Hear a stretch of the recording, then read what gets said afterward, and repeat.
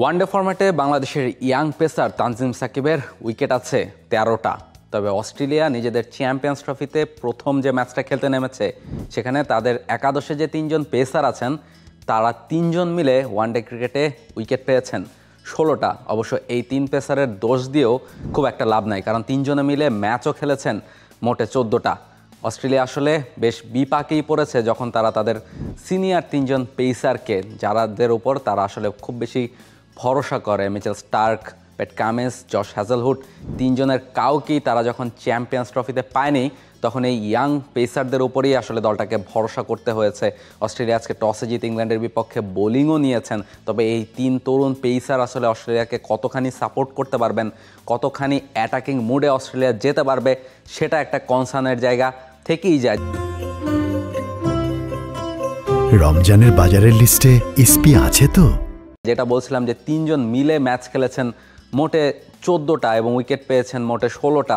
ফলে কতখানি দূরত্ব, অভিজ্ঞতার এবং ম্যাচ খেলার ঘাটতি কতখানি আছে সেটা একেবারেই স্পষ্ট। অথচ যেই তিনজনের কথা বলছিলাম যে স্টার্ক, কামিন্স এবং হ্যাজেলউড, তারা 308 ম্যাচ খেলে পেয়েছিলেন 525 উইকেট। অথচ এই তিনজন যারা খেলছেন তারা পেয়েছেন মোটে 16 উইকেট। ফলে অস্ট্রেলিয়াকে তো আসলে বিরাট একটা ধাক্কাই খেতে হয়েছে বা হচ্ছে, সেটাই খুব স্বাভাবিক। এবার একে একে যদি তিনজন পেসারের দিকে একটু চোখ বোলাই, বেন ডোয়ার্সের কথাই যদি প্রথমে আসি, এই পেসার ম্যাচ খেলেছেন মোটে 2টা, উইকেট পেয়েছেন 2টা এবং ইকোনমি 4.64। এবং এরপরের যে পেসার অস্ট্রেলিয়া দলে আছেন তিনিও ইয়াং, তিনিও ম্যাচ খেলেছেন খুবই কম। স্পেন্সার জনসন, তিনি ম্যাচ খেলেছেন 3টা, উইকেট পেয়েছেন 2টা এবং ইকোনমি আসলে 5.78। অন্যদিকে আরেক পেসারের দিকে যদি একটু তাকাই, নাথান এলিস, তিনি আসলে এই পেস অ্যাটাকটার সবচেয়ে বেশি অভিজ্ঞ নাম। তিনি আসলে এই তিনজনের মধ্যে সবচেয়ে বেশি ম্যাচ খেলেছেন, সেই সংখ্যাটাও বোধহয় আপনাকে একটু অবাক করবে। তিনি ম্যাচ খেলেছেন আসলে মোটে 9টা এবং উইকেট পেয়েছেন 12টা, economy 5.54।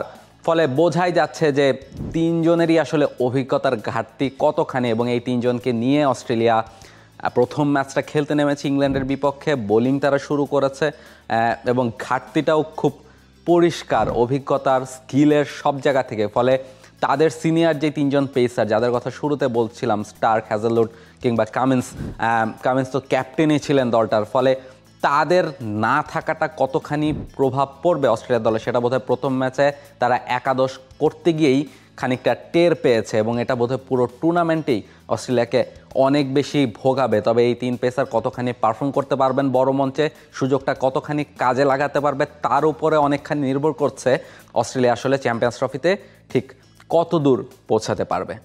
For more updates, subscribe to our YouTube channel and click on the bell icon. Follow us on Facebook and Instagram. Download T-Sports app to enjoy exciting games and highlights. Visit tsports.com.